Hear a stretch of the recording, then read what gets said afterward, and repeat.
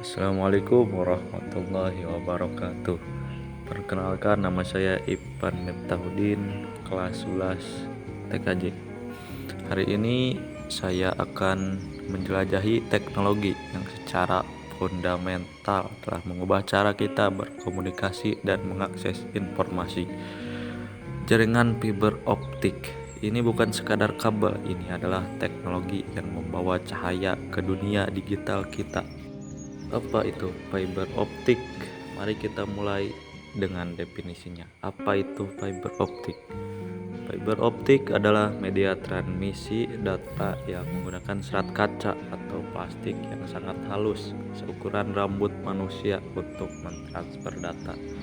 Namun yang paling membedakannya adalah cara ia membawa data, bukan menggunakan listrik melainkan sinyal cahaya. Bayangkan perbandingan antara jalan raya konvensional atau kabel tembaga dan jalur hyperloop atau fiber optik.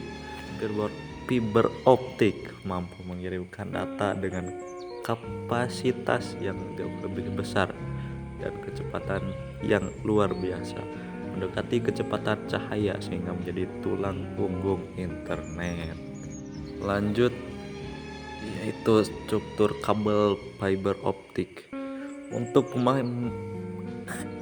memahami cara kerjanya, kita perlu melihat bagaimana kabel ini dibuat. Fiber optik memiliki struktur yang sederhana namun cerdas, yaitu ada 3 komponen utama, yaitu 1. Inti atau core, 2. Cladding atau selubung, 3. Jaket atau jaket. Yang ke-1 itu inti. Inti ini adalah pusatnya atau tempatnya cahaya merambat, terbuat dari kaca silika murni. Semakin murni kacanya, semakin jauh cahaya dapat berjalan. Terus yang kedua, selubung mengelilingi core. Tugas utamanya yaitu adalah memantulkan cahaya kembali ke dalam core. Ini adalah kunci sukses transmisi.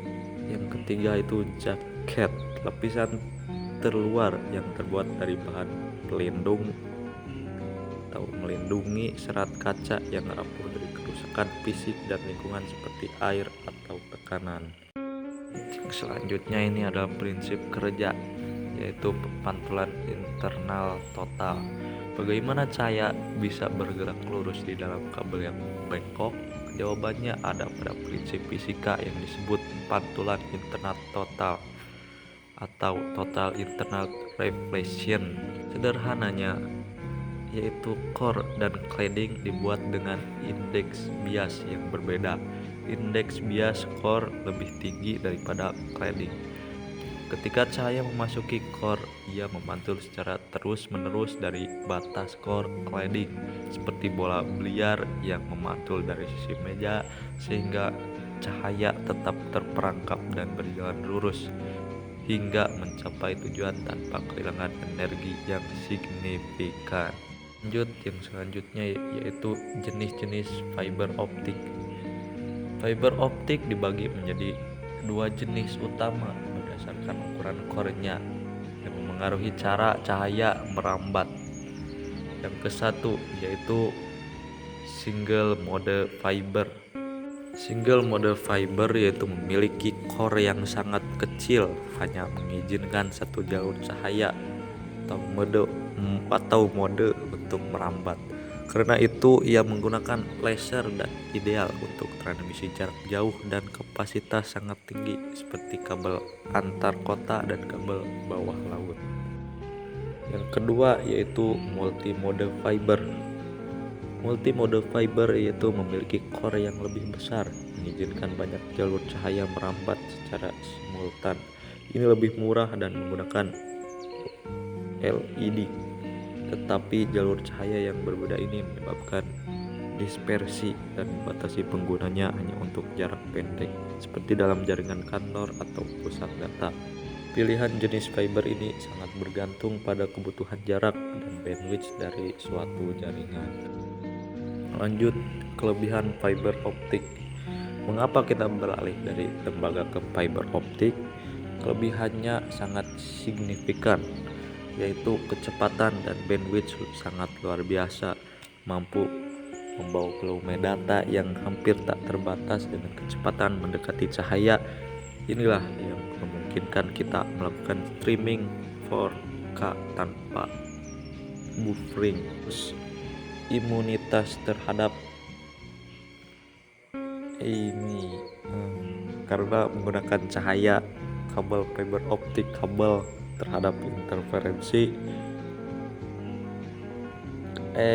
kabel fiber optik kebal terhadap interferensi elektromagnetik dan noise listrik, menghasilkan transmisi yang sangat bersih dan stabil.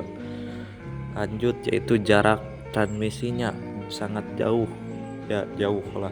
Sinyal dapat berjalan puluhan kilometer, mantap, tanpa perlu penguat atau repeater, terus menghemat biaya infrastruktur. Terus kelebihannya itu pada keamanan data. Keamanan datanya itu sangat sulit untuk disadap tanpa memutuskan seratnya, menjadikannya pilihan yang lebih aman.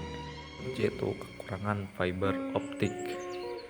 Meskipun superior, fiber optik juga memiliki tantangan, yaitu dari biaya awal tinggi.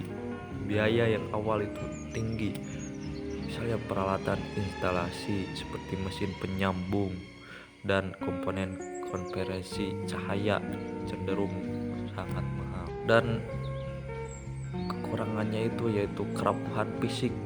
Serat kaca sangat sensitif terhadap tekanan berlebih dan pembekokan tajam. Ini membutuhkan penanganan yang sangat hati-hati selama instalasasi.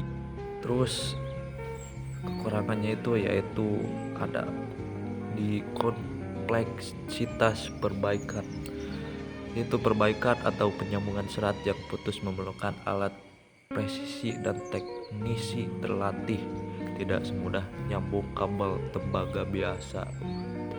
Berarti sekalinya rusak, memperbaikinya itu sangat harus orang yang ahli, guys, ya gitulah. Lanjut, aplikasi dan pengguna utama. Fiber optik adalah pahlawan tanpa tanda jasa di balik konektivitas global kita. Fiber to the X ini adalah yang paling kita rasakan.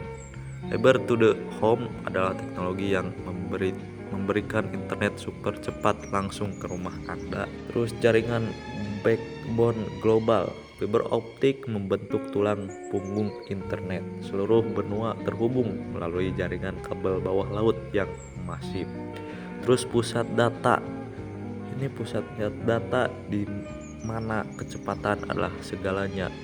Fiber optik memastikan server dapat berkomunikasi satu sama lain secepat mungkin. Sebagai kesimpulannya, jaringan fiber optik adalah fondasi dari komunikasi digital abad ke-21.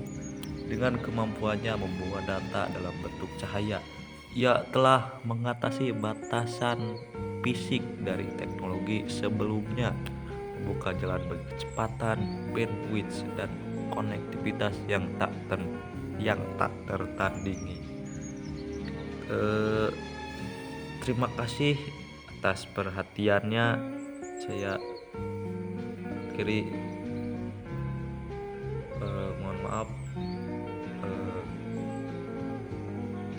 jika banyak kurangnya. Wassalamualaikum warahmatullahi wabarakatuh.